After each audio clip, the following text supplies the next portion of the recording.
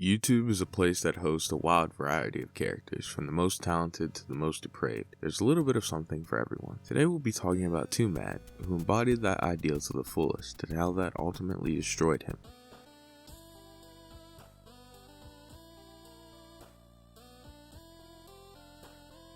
Mudia Sadiq, or Twomad, started out his channel by posting extreme highlights from games like Overwatch and Black Ops 4. These got him pretty good views, but Twomad would eventually shift his focus to videos with a lot more editing. One of these videos, titled "Do Not Mess with K-Pop Stans," led to him exploding in popularity, garnering almost 5 million views. In the video, Twomad makes fun of the parasocial relationships that said K-pop stans tend to engage in with their idols. As any person who knows anything about K-pop could tell you, these people did not take this very well, leading to another video on March 2nd of 2020, called "K-pop stans are still suing me." In this video, Twomad shows dozens of people trying and failing to get his Twitter account taken down. He had done something few others could claim, that being the fact that he went up against this group that was infamous for its online power and won. Twomad got almost 8 million views on this video, and he gained tons of new fans. The fact that he pissed off so many people and still ended up on top seemed to really stick, and a lot of his online presence after this would be influenced by that, because why wouldn't it? This is what got him here after all,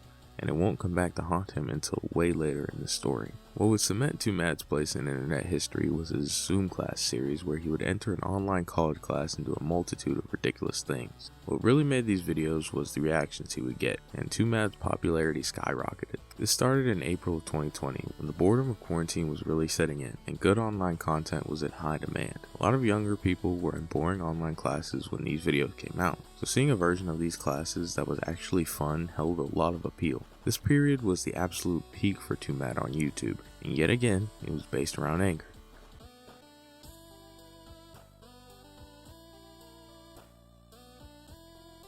Twitter, or X as it's now called, was one of the worst things to happen to Twomad. When releasing something on YouTube, he could go back through what he had said during the editing process, and maybe cut out the crazier parts if he wanted to. Twitter was a lot different, given how he would seemingly just send out whatever came to him, for better or for worse. The problem that arose from Twomad gaining fame from anger is that to stay relevant, he had to make people angry. In order to do that, he would have to do more and more wild things. Up to this point, Twomad hadn't done anything that was any more offensive than wasting class time. That would change on June 23rd, 2023. When he would post this picture, with the caption, "I have girlfriend, bro, look." Problem with this seemingly innocuous post was that the person he had posted was a 16-year-old transgender girl who had been murdered earlier that year. This is when public opinion truly shifted against Twomad. Unsurprisingly, children dying isn't that funny to most people, and they made that known, leading to Twomad deleting the tweet, but the damage was done. He didn't help things by doubling down the very next day, to which people responded by accusing him of being a groomer. While these tweets aren't evidence of anything, Twomad probably should have known that these jokes weren't going to go over well, and what made matters worse was the fact that later that day, he would be accused of stalking and pressuring a woman into sexual acts. His accuser went by the name Glocks Goldie, and she would put out this video. I am literally driving, but I'm literally in Oregon, fucking Washington, Oregon. Dab. Okay, so apology. All right, so I can't take the damage away that I've done, but I'll try my best. Okay. I at least want to take responsibility for what the fuck I did. Like the way I treated you and like viewed you. This is not like okay. Like I pushed past your fucking boundaries just for like my own fucking self-serving reasons. I made like sexual advances you weren't comfortable with, you know what I mean? And I truly do like regret all of that like so much. Yeah.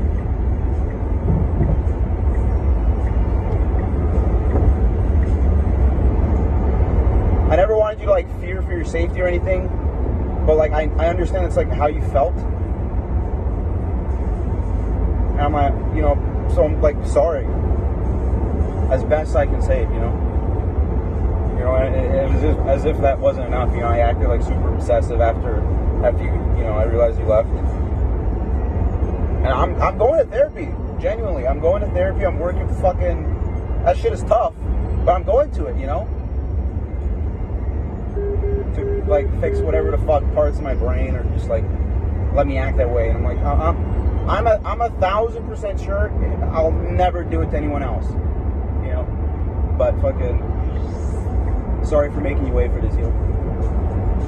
To which Twomad would respond with, "None of the words I say here were from me. It was written by her friend and I read it on video." While it does appear like Twomad is mainly focused on the road in the video and not reading, there is the possibility that he was reading off of something on his steering wheel. It's not the biggest possibility, but it is worth acknowledging, even though it does bring into question why he would even do that while driving in the first place. There was also a contract that Twomad had apparently made, which guaranteed that he would not make any advances for the next 60 days so they could stay friends. Most people can just stop when they get turned down, but Twomad needed to put that in writing, I guess, which doesn't look very good. Another thing that didn't look so good was his incessant texting to Glocks, which was just icing on this weird cake. Twomad would then go on to have a very public meltdown, posting tons of tweets proclaiming his innocence.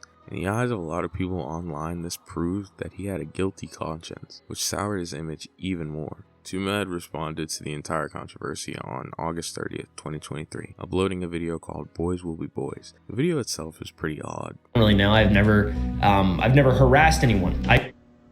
Well, you should try it. It's based. Expect to be harassed after. Fuck you. Yeah, I'm harassing you. I don't give a fuck about Oompaville, bro.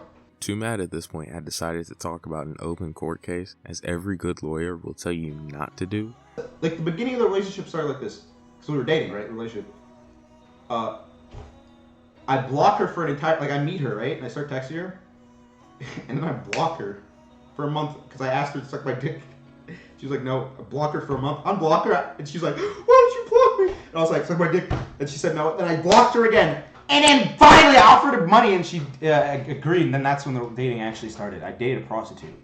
The fact that this video was so unfocused and put on his second channel meant that any good points he made were not seen as much as they needed to be to help his image. Half the people who ended up clicking on the video in the first place would click off before he even got to the allegations. Twomad then decided that he wanted to discuss the case even more, leading to him being in multiple Discord calls with Turkey Tom, who live streamed these calls on his second channel, Tom Dark. The first of these calls was re-uploaded on September 3rd of 2023. And it showed that Twomad had not fully grasped how bad things had gotten yet. Well, bro, yeah, it's one of these things where, like, if you weren't as talented as you are, nobody would give a f. And already people do not give a f because you're literally alienating yourself with how, you know, much of a f***ing idiot you're acting like, you know? Man, why am I f***ing idiot? It's based. It's phony. Like, it's based. Like, there's no way I'm gonna, like this, the landslide significant evidence is on the tweets. Yeah. It's gonna be like, I don't think it would be landslide, but what if it's like, what if it's just like, you know, a bunch of little things adding up that paint you as mentally unwell. Like, she can show that you like spam her with messages and you're like kind of a stalker. She can show that on Twitter you're insane. She can she can show that you call her a dumb bitch all the time, that you're like saying that like, she's retarded. So what? She's a dumb bitch. Okay, dude, but that just doesn't, like, just, you're saying that to me. Say that to the lawyer, well, and the lawyer, and say that to a court. The court's gonna say this guy's a fucking crazy person. But you're biased. The court isn't. That's not true. No, it's not true. I know you're saying it's not true, but I'm saying you're more biased than the court is. Court. He then goes on to admit that he pressured Glocks into things she did not want to do. So that's gonna happen. I guess they're gonna decide whether it goes to trial or not. And from your perspective, it's all gonna get thrown out because of the sexual assault stuff just being unprovable. It's possible. The sexual assault stuff, I really just don't like. I was literally Googling it earlier today. I still think about it all the time. Is what I did sexual assault? It says coerced sexual assault, right? Yeah. Coercion. The thing is, I definitely pressured her, right? I absolutely did. Since day one, it was just like the same question. Like, it wasn't like I sprung it on her. It was just the same question every time we hang out. You pressured her to give you a head, right? Come? Yeah. As far as pressuring, I think when people hear pressuring, they think like you were like, you need to do this right now, or I'm gonna kill you. But here's the thing, you're saying you didn't say that. Yeah, okay, there definitely, it wasn't killing. But it was just like, were you just like begging her? Is that what it was? Like please have sex with me? It was begging. There's the begging. There was always begging, but there was an ultimatum. Like, when she had sex with me, it was just begging. When she sucked my balls the day, like, I sexually assaulted her, she claimed, I gave her an ultimatum. And the ultimatum was like, you either suck me off or I'm gonna stop hanging out with you? Yeah, it wasn't even stop hanging out with you. It was just like, we can be friends. And then a fucking switch in her brain flipped, and she started walking towards my bedroom. So that was the I'm moment. sorry, you said she. Moments like these are why lawyers tell their clients to shut up. This clip is going to be pretty hard to explain in a court of law. Twomad would then realize how bad this call made him look and try to get the call taken down, but Turkey Tom denied his request. Despite this, Twomad would later announce that he had in fact won the court case. Glock had only been granted a restraining order, and he didn't have to pay any damages. In response to this huge moment of good luck, Twomad would immediately violate the restraining order. On February 13th of 2024, Twomad was pronounced dead after being found unresponsive by LAPD. This led to hundreds of thousands of tweets celebrating his death, and one in particular, made by Jameski, stood out from the pack. I can finally say it. Twomad was over the past few years, he tried to murder me multiple times for helping the police and detectives in multiple states to investigate a lot of the horrible things he's done. He wanted to take out multiple innocent lives by getting behind a wheel and going head-on on freeway while being high on illegal drugs. He didn't succeed once as he overdosed before killing anybody, so he tried it again. Despite him trying to murder me and multiple innocent lives, I've been trying to help law enforcement to make sure he's safe, doesn't get hurt, and doesn't harm anybody. Please remember that he continued to prey on the vulnerable even after police got involved, including a 13-year-old in mental hospital. The tragedy doesn't excuse any of his actions. I will address a lot of stuff when I collect my thoughts. The past few months have been a total mess and reason why I ended up in ER. Please give me time. Now, normally accusing people of these things without them being able to defend themselves is looked down upon. But because Twomad had burned through all of his social goodwill, people were super willing to dogpile. It got even worse as the days went on. With more and more people coming out with similar stories, it quickly became open season on Twomad, and anyone perceived doing anything close to defending him got ratioed into oblivion. It's important to know that Jameski does not have any real proof of the things he's claiming. Twitter is so anti-Twomad that it doesn't matter. If Twomad had gotten help, I don't think most of this stuff would have happened. Humans aren't meant to be famous, whether online or in real life, and the scrutiny that comes with can break a person. When someone who is clearly mentally ill has the resources to run around unchecked, nothing good will come from that. All the signs of Twomad's addiction were there. When his image was ruined, he sought refuge in the drugs that eventually ended his life.